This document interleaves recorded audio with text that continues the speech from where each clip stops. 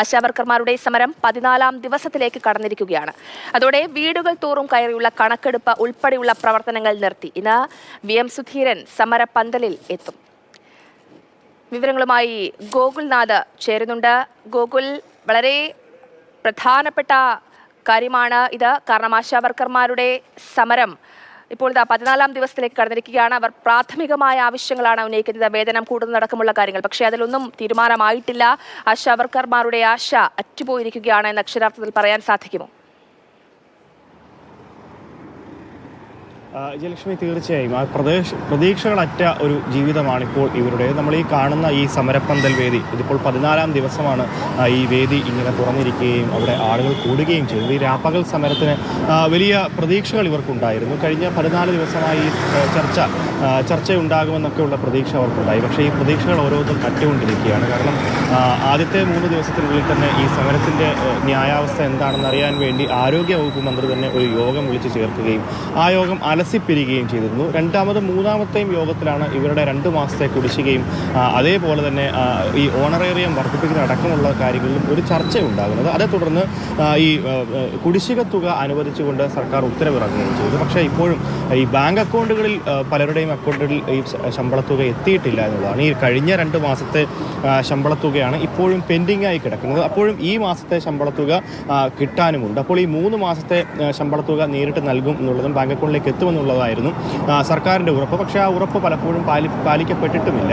ഇത്തരത്തിൽ ഈ ഓണറേറിയം തുക, ഈ 3 മാസം ശമ്പളമില്ലാതെ ജോലി ചെയ്യേണ്ടി വരുന്ന വലിയ ദുരവസ്ഥയിൽ കൂടെയാണ് ഇവർ കടന്നു പോയിക്കൊണ്ടിരിക്കുന്നത് എന്നുള്ളതാണ്. എന്തായാലും ഇപ്പോൾ ഈ സമരവേദിയിൽ വലിയ രീതിയിൽ തന്നെ ഈ പ്രവർത്തകരും അതേപോലെ തന്നെ ആശാ തൊഴിലാളികളും ഒക്കെ ഉണ്ട് എന്നുള്ളതാണ്. ഇപ്പോൾ ഈ 14ാം ദിവസത്തിലേക്ക് നിൽക്കുമ്പോൾ അവർക്ക് എന്താണ് പറയാനുള്ളതെന്ന് കൂടെ ചോദിച്ചു നോക്കാം. ചേച്ചി, ഇപ്പോൾ ഈ 14ാമത്തെ ദിവസമാണ് സമരം. പ്രതീക്ഷയുണ്ട്. പ്രതീക്ഷിക്കേണ്ട കാര്യമൊന്നുമില്ലല്ലോ. പ്രതീക്ഷിക്കണം. ഞങ്ങളിത് കഴിഞ്ഞ് എന്തായാലും ഇത് നമ്മൾ പ്രതീക്ഷിച്ചത് നടന്നിട്ടേ ഞങ്ങൾ മാറുള്ളൂ. ഈ ഓണറേറിയം തുക അനുവദിച്ചായിരുന്നു 1 മാസത്തെ. അത് 7000 രൂപയിൽ ക്രൈറ്റീരിയ വെച്ച് നോക്കിയപ്പോൾ 3500 കിട്ടിയവരുണ്ട്, 4000 കിട്ടിയവരുണ്ട്, 2800 കിട്ടിയവരുണ്ട്. അങ്ങനെ 3 ക്രൈറ്റീരിയക്ക് കിട്ടിയവരുണ്ട്, 5 ക്രൈറ്റീരിയക്ക് കിട്ടിയവരുണ്ട്. 10നും കിട്ടിയവർ അപൂർവം ചിലർ മാത്രമേ ഉള്ളൂ ഞങ്ങളെ PHSയിൽ. അപ്പോൾ അതുപോലെയാണ് ഓരോ ഞങ്ങളെ PHSയിൽ മാക്സിമം കിട്ടിയെന്ന് വേണം പറയാം. ഓരോ PHSക്കാരും പറയുന്നത് അവർക്ക് ഒരുപാട് കുറവുണ്ടെന്ന്. അത് ഞങ്ങൾ നോക്കിയപ്പോൾ അങ്ങനെയാണ്. 1 മാസം തന്നിട്ടുള്ളൂ. 1 മാസത്തെ ഓണറേറിയം നമുക്ക് വന്നിട്ടുള്ളൂ. ഇൻസെൻറ്റീവ് വന്നിട്ടില്ല. ഈ 14ാം ദിവസമാണ് വീടും നാടും ഒക്കെ വിട്ട് ഇവിടെ വന്ന്.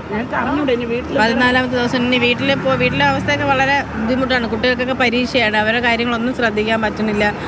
ഭയങ്കര ബുദ്ധിമുട്ടാണ്. നമുക്ക് എന്ത് ചെയ്യണമെന്നറിയാൻ വയ്യ. നമ്മളെ പരിഗണിക്കുന്നത് തന്നെയാണ് നമ്മുടെ പ്രതീക്ഷ. കാരണം നമ്മുടെ ഈ നാടിന് വേണ്ടിയിട്ടല്ലേ നമ്മൾ ഇത്രയും കഷ്ടപ്പെട്ടത്.